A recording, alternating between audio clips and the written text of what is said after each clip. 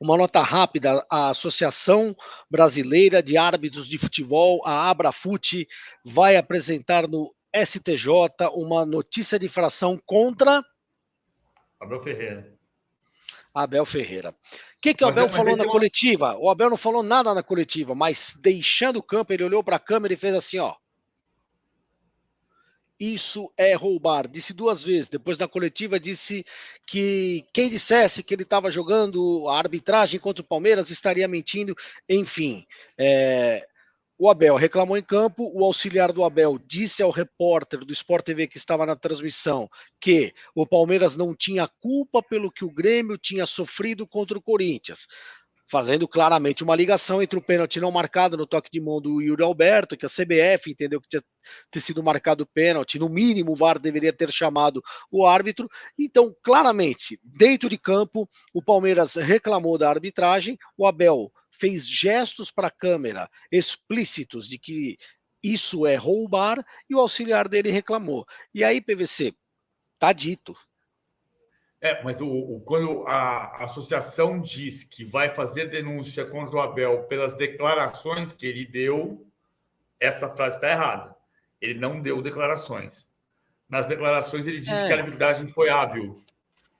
Não, sim, a declaração deu algumas PVC, mas dentro do ambiente ele olhou para a câmera e falou. E aí, eu não estou discutindo isso. Câmera de lá? Eu não estou discutindo isso, Thiago. Eu estou dizendo o seguinte: se você fizer uma denúncia crime em função das declarações, essa denúncia crime caiu, porque não tem declaração.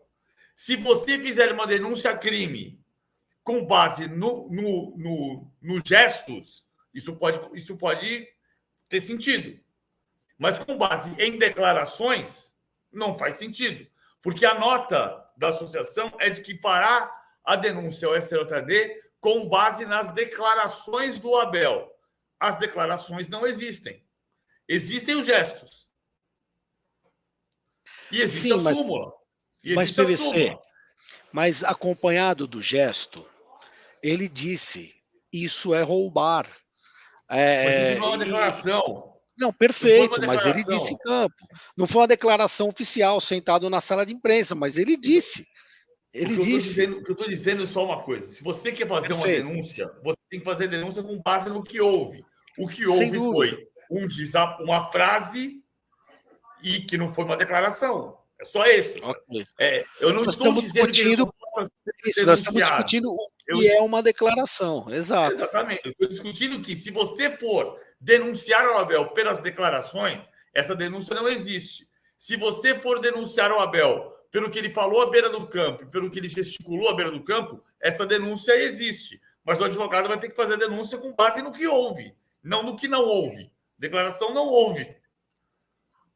O que me chama a atenção dentro de campo é que, olhando para o Campeonato Brasileiro, foi mais um momento chave do campeonato para o Palmeiras, pensando em título, que o Palmeiras fracassou.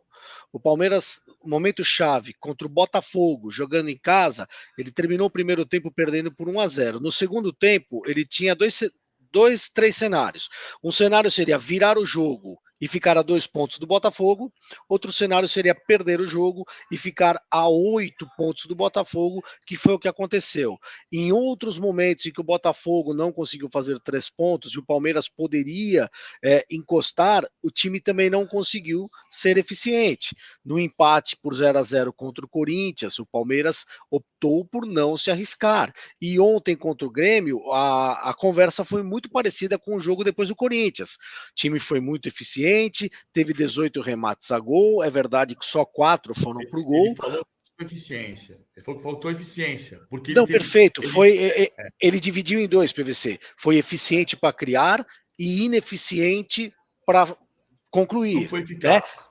Exatamente, ele disse que gostaria que o clube criasse contra o Boca, que foi a pergunta colocada, o mesmo número de chances, ou pelo menos de finalizações, que criou contra o Grêmio, mas ele não queria que contra o Boca tivesse a mesma eficácia nas finalizações, porque ontem as 2 principais do Palmeiras foram um chute do Veiga, que o goleiro Grando pegou, e uma cabeçada na trave do Gustavo Gomes já no segundo tempo. E só uma colocação, PVC, que eu queria muito te ouvir rapidamente sobre isso. O Palmeiras hoje ele sofre uma pressão e ele é tido por torcedores e até por analistas como um clube que está com uma campanha ruim no Campeonato Brasileiro pela perspectiva que se cria em torno do Palmeiras.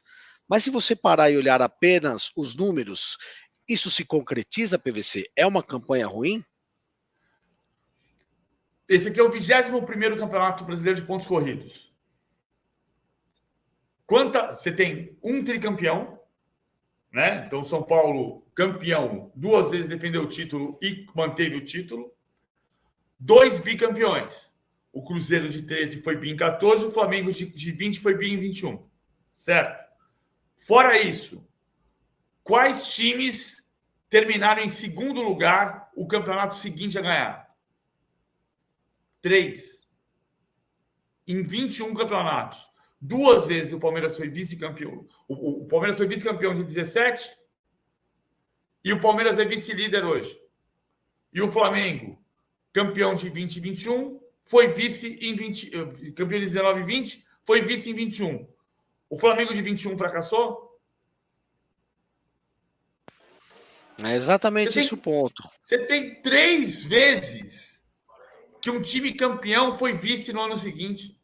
Não, perfeito. Aí nós estamos sendo resultadistas. Não, sem dúvida, PVC. O ponto que fica muito claro é que a história recente do clube conta para subir demais o nível de exigência, inclusive da torcida. Então, o time estar em segundo lugar com uma pontuação que em todos os campeonatos, para esta rodada, seria uma pontuação para ser líder, vice-líder, no máximo terceiro lugar, passa a não ser suficiente. E eu entendo que é um elemento a mais para o Abel trabalhar, é um problema a mais para o Abel trabalhar, é uma pressão que se cria por causa do entorno que elimina um pouco do raciocínio e vai só na emoção. Eu acho que não, Thiago. Acho que o Abel tem um problema para trabalhar hoje, que é o ataque. Certo. É o pior momento do ataque do Palmeiras no ano. Tem gol nos últimos 5 jogos, né? Tem um gol nos acréscimos e um gol de falta nos últimos 5 jogos. 2 gols. Então, tem um gol nos últimos 4 jogos. Isso coincide com a saída do Dudu. Então, hoje, o Palmeiras tomou um gol nos últimos 9 jogos. A defesa funciona. O ataque não funciona. O ataque fez um gol de bola parada e um gol nos acréscimos nos últimos 5 jogos. Então, ele tem um problema. O problema do Palmeiras não é ser vice-líder. O problema do Palmeiras não é ter sido vice-líder no final do primeiro turno, ser vice-líder empatado com o Vasco no segundo turno e ser vice-líder na classificação geral. Isso aqui não é um problema.